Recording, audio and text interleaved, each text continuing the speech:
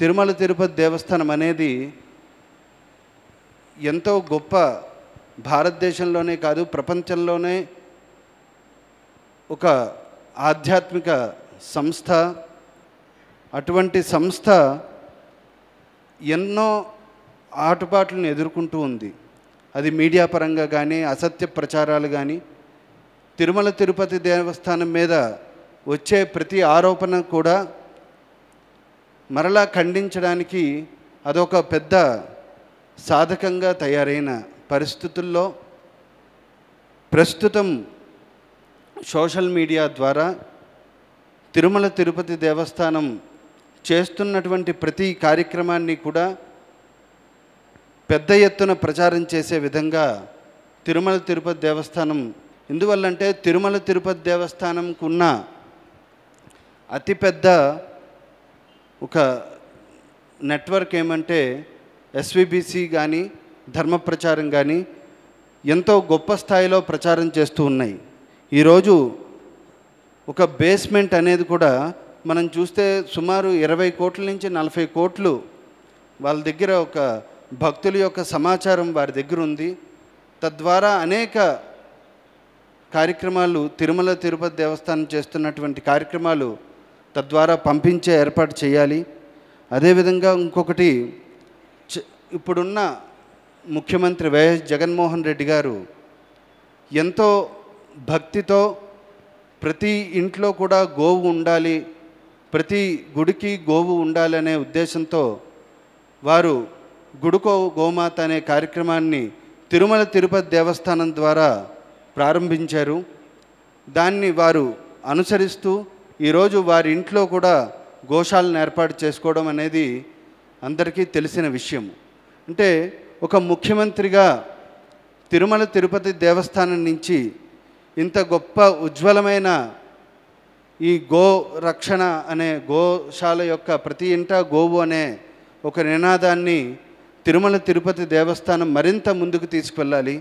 ఎందువల్లంటే ఈరోజు గోవులు అంతరించిపోయే ప్రమాదాన్ని తిరుమల తిరుపతి దేవస్థానము అలాగే ప్రతి ఒక్క ఆధ్యాత్మిక సంస్థకి ఉన్నది. కాబట్టి తిరుమల ద్వారా మరింత గో సంరక్షణ జరగాలని ఈ సందర్భంగా తెలియజేస్తూ, మరీ ముఖ్యంగా ఇప్పుడున్న ఆధునిక కాలంలో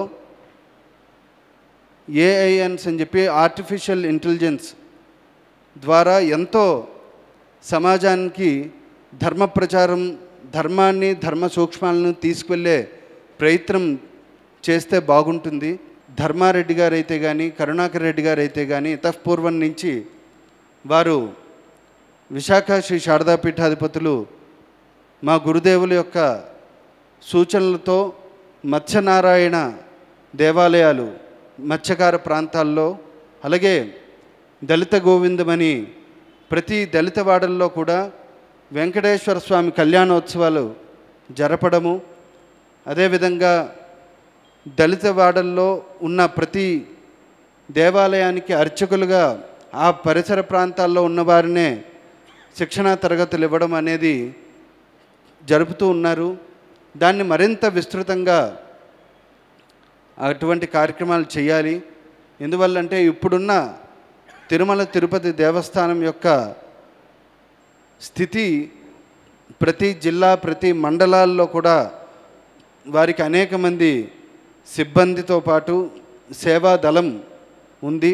సుమారు 15 లక్షలకు పైగా శ్రీవారి సేవకులు వెంకటేశ్వర స్వామి అనుగ్రహంతో తిరుమల తిరుపతి దేవస్థానంకి వెన్నంటూ ఉన్నారు. వారందరూ కూడా ధర్మ ప్రచారానికి ముందుగా ఎప్పుడు తిరుమల తిరుపతి దేవస్థానం ఆదేశిస్తుందో అప్పుడు చేసేదానికి ముందుకు వచ్చి ఉన్నారు. వారందరినీ కూడా ఉపయోగించుకుని హైందవ ధర్మాన్ని మరింత విస్తృతంగా ప్రచారం చేసే బాధ్యత ప్రతి ఒక్కరికి టీటీడీ ద్వారా అందాలని మనస్ఫూర్తిగా కోరుకుంటూ ఉన్నాము.